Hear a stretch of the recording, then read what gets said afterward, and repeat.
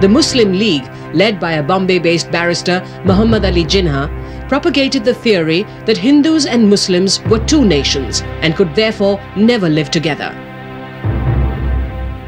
Gandhi and Congress opposed this idea vehemently.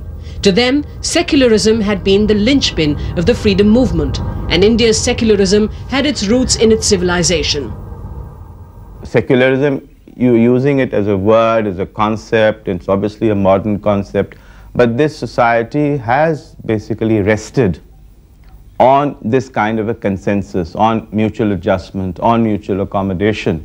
So secularism was an idea that was, as it were, imposed from the above, but again it was done so because people were sensitive to the fact that this society rests, operates on an inter-community network. Between 1937 and 1939, Congress leaders repeatedly met Jinnah to conciliate him. But Jinnah remained adamant. In 1940, the Muslim League passed a resolution demanding the partition of the country and creation of a state called Pakistan. By 1939, events in faraway countries had begun to find their resonance in India. The Second World War had broken out, and the Indian National Congress leaders were in full sympathy with the victims of the fascist forces. But an enslaved nation could not be drawn into the war. They demanded that India must first be declared free.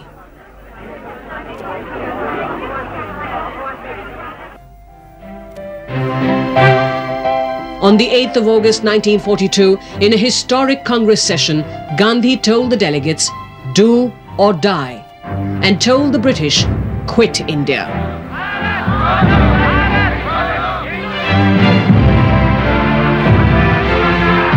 Once again, the British struck back ruthlessly. The entire Congress leadership, including Gandhi, was arrested, and they were to remain imprisoned for the next 3 years. But the fight was now carried forward in the streets and in the hearts of the average Indian.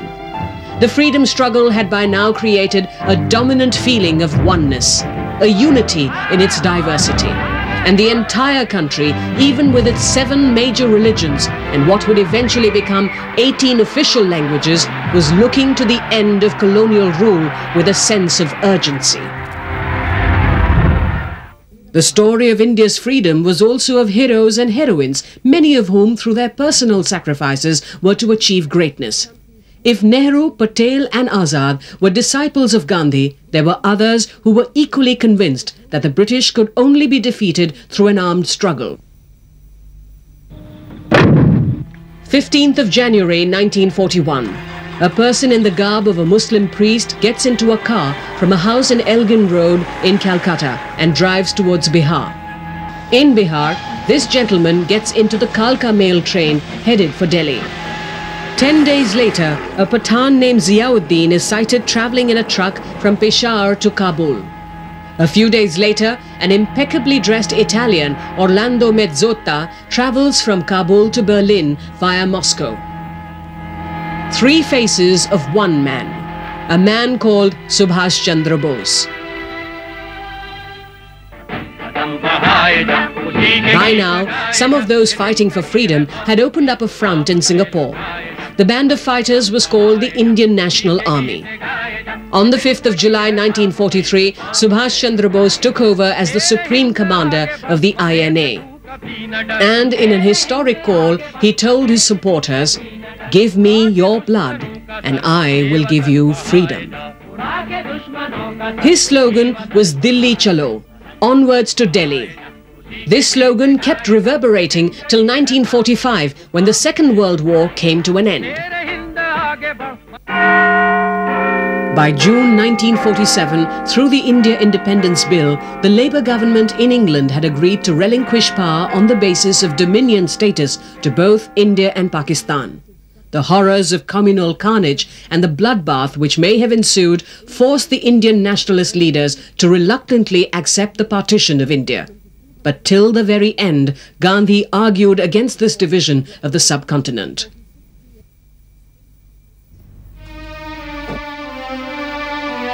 Independent India was born on the midnight of 14th August 1947, but only after another nation, Pakistan, justified on religious grounds, had been carved out of its physical configuration. In spite of this, the new architects of the country committed themselves to secular credentials, and this at a time when mass migrations of refugees was taking place across the borders, when the communal killings had spread its despondency in Punjab and Bengal. Never before in South Asian history did so few divide so many, and from my point of view, so needlessly. So in that sense, you know, partition was a traumatic experience and a tremendous setback to the secular underpinnings of Indian nationalism, if you like. But having said that, I think India emerged quite strongly out of that trauma.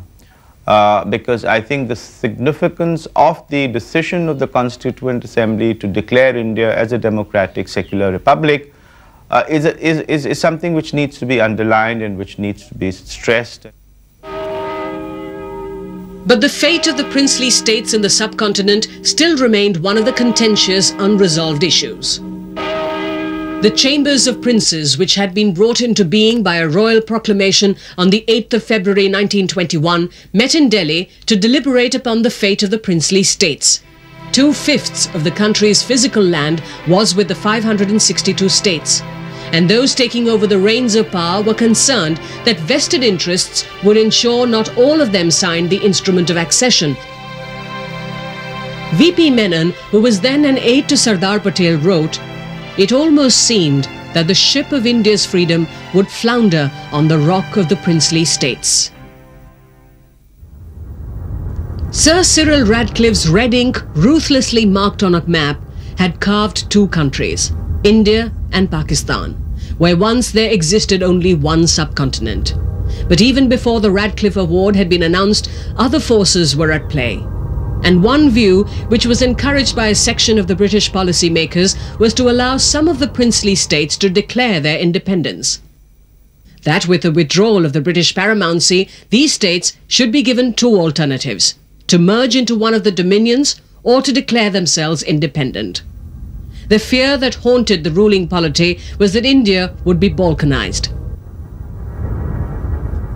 When the Maharaja of Travancore, under the influence of his Diwan, declared that his state had decided to set up as an independent sovereign state, apprehension arose that other states would adopt a similar attitude and India would be split into fragments.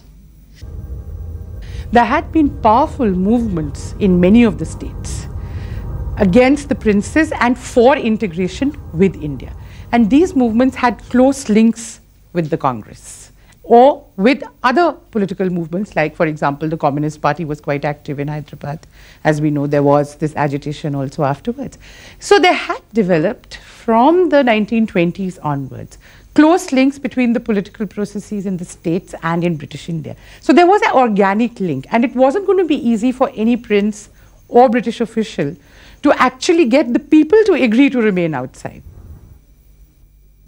The Congress session, which met on the 14th of June 1947, saw leaders up in arms. Sardar Patel was put in charge of the newly formed States Ministry, and along with V.P. Menon, he began personal negotiations with the erstwhile rulers. One by one, he ensured that every princely state signed the instrument of accession. He used all forms of negotiations, cajoling some, convincing some, and persuading still others. By the 14th of August 1947, all the princely states apart from Junagadh, Hyderabad and Kashmir had signed the instrument of accession. By this policy of accession, the fundamental unity of India had been ensured, and on the 15th of August 1947, the geographical contours of contemporary and independent India had been more or less established. By the September of 1948, after a brief police action, the ruler of Hyderabad was also ready to welcome Sardar Patel personally in Hyderabad and sign the instrument of accession. A referendum held in Junagadh after the Nawab had fled to Pakistan would also ensure the integration of this state in Western India.